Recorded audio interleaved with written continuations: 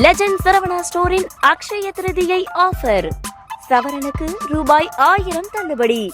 மே 12 வரை.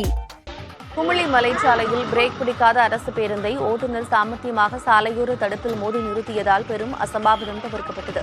தமிழக கேரள எல்லையான குமுளியில் இருந்து அரசு பேருந்து திண்டுக்கல் நோக்கி சென்று கொண்டிருந்தது. அப்போது இரைச்சல் பாலம் அருகே எஸ் வளைவு என்ற பகுதியில் சென்றபோது எதிர்பாராத விதமாக பேருந்தின் பிரேக் செயலிழந்ததாக கூறப்படுகிறது. மலைப்பாதையின் இடப்பக்கம் 50 அடி பள்ளம் இருப்பதை உணர்ந்த பேருந்து ஓட்டுநர் சென்றாயன் சாலை ஓரத்திலிருந்து தடுப்புச் சுவர் மீது மோதி பேருந்தை சாமர்த்தியமாக நிறுத்தினார்.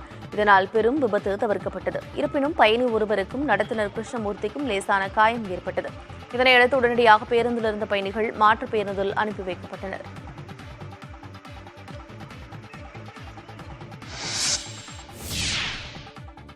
அவதூறு வழக்கு ஒன்றில் டெல்லி முதலமைச்சர் அரவிந்த் கெஜ்ரிவாலுக்கு வழங்கப்பட்ட சம்மன் சரியானதே என டெல்லி உயர்நீதிமன்றம் அளித்த உத்தரவை எதிர்த்து அவர் உச்சநீதிமன்றத்தில் தொடர்ந்த மேல்முறையீட்டு வழக்கு இன்று விசாரணைக்கு எடுத்துக் கொள்ளப்படுகிறது. கடந்த 2018ஆம் ஆண்டு யூடியூபர் துருவ் ரத்தி வெளியிட்ட வீடியோ ஒன்றை அரவிந்த் கெஜ்ரிவால் தமது எக்ஸ் வலைதளத்தில் பகிர்ந்திருந்தார். அந்த வீடியோ பாஜக ஐடி பிரிவு குறித்து அவதூறு பரப்புவதாக தொடரப்பட்ட வழக்கில் அரவிந்த் கெஜ்ரிவாலுக்கு சம்மன் அளிக்கப்பட்டிருந்தது.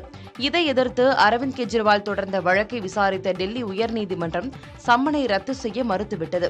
இதைத் தொடர்ந்து அவர் உச்சநீதிமன்றத்தில் மேல்முறையீடு செய்தார். வீடியோவை மறுபதிவு செய்தது ஒரு தவறு என உச்சநீதிமன்றத்தில் அரவிந்த் கெஜ்ரிவால் தரப்பில் தெரிவிக்கப்பட்டது. இதைத் தொடர்ந்து எக்ஸ் வலைதளம், இன்ஸ்டாகிராம் உள்ளிட்டவற்றில் அரவிந்த் கெஜ்ரிவால் மன்னிப்பு கோர வேண்டும் என புகார் அளித்த பாரதிய ஜனதாவின் விகாஸ் சாங்கிருத்யாயன் உச்சநீதிமன்றத்தில் தெரிவித்தார். அதன்படி மன்னிப்பு கோர தயாரா என உச்சநீதிமன்றம் கெஜ்ரிவாலிடம் கேட்டிருந்தது.